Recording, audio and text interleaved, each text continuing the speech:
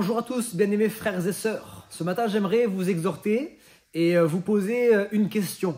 Est-ce que vous êtes de ceux qui sont constamment étonnés par Dieu, dans le sens où je ne m'y attendais pas, ou est-ce que vous êtes de ceux qui étonnent Dieu?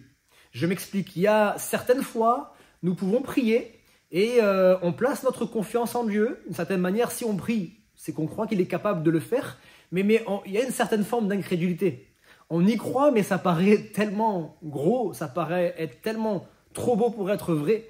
Je prends l'exemple que vous connaissez, alors que Pierre va être mis en prison. Juste avant cela, on aura mis Jacques en prison, on va le faire mourir. Pierre est en prison également. Alors l'Église va prier, et si elle prie pour Pierre, et bien évidemment, c'est qu'elle croit que Dieu est capable d'intervenir, évidemment. Sauf que quand ça arrive vraiment, il y a comme une réaction, on dirait un peu d'incrédulité. Alors que Pierre va venir frapper à la porte de la maison de Marie, où il y avait plusieurs personnes qui étaient en train de prier. La personne qui vient pour ouvrir, elle n'y croit pas, elle est étonnée. Étonnée, vous savez, dans le sens ne pas y croire. Alors évidemment qu'on est étonné par Dieu. Dieu fait des choses extraordinaires, des choses qui dépassent notre entendement, des choses qu'on ne peut même pas imaginer. Et ça nous étonne, ça nous émerveille.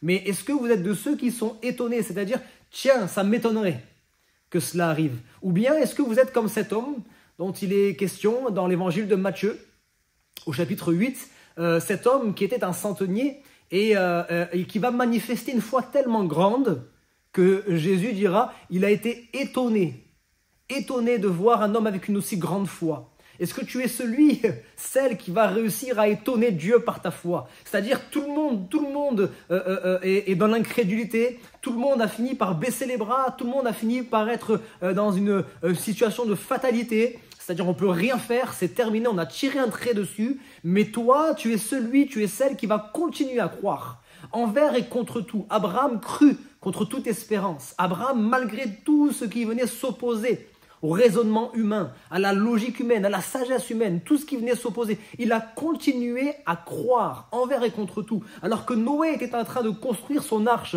au beau milieu de nulle part, construire une arche en dehors de l'eau, rien à voir. Il construit une arche tellement immense qu'on se pose la question, mais qu'est-ce que tu veux faire avec cette arche? Mais il obéit à Dieu. Il continue à croire et il va étonner Dieu par sa foi. Est-ce que tu es cet homme, cette femme qui va continuer à persévérer dans la foi envers et contre tout? Il y a tout qui va contre toi. Il y a tout qui va contre l'exaucement de la prière. Mais toi, tu continues à croire. Tu vas aller jusqu'à étonner Dieu avec ta foi. Que ta foi grandisse, mon frère, ma sœur. Je prie pour cela et je partageais cela avec les ados dernièrement. La foi qui n'est pas une quantité mais une qualité. La foi qui peut grandir. Paul dira à des Thessaloniciens, je sais que votre foi fait de grands progrès. Je prie, mon frère, ma sœur, que ta foi fasse des progrès, à tel point que nous sommes de ceux qui ne sont pas étonnés quand Dieu agit, mais qui étonnent Dieu par leur foi. C'est ma prière pour chacun d'entre nous. Que Dieu vous bénisse abondamment.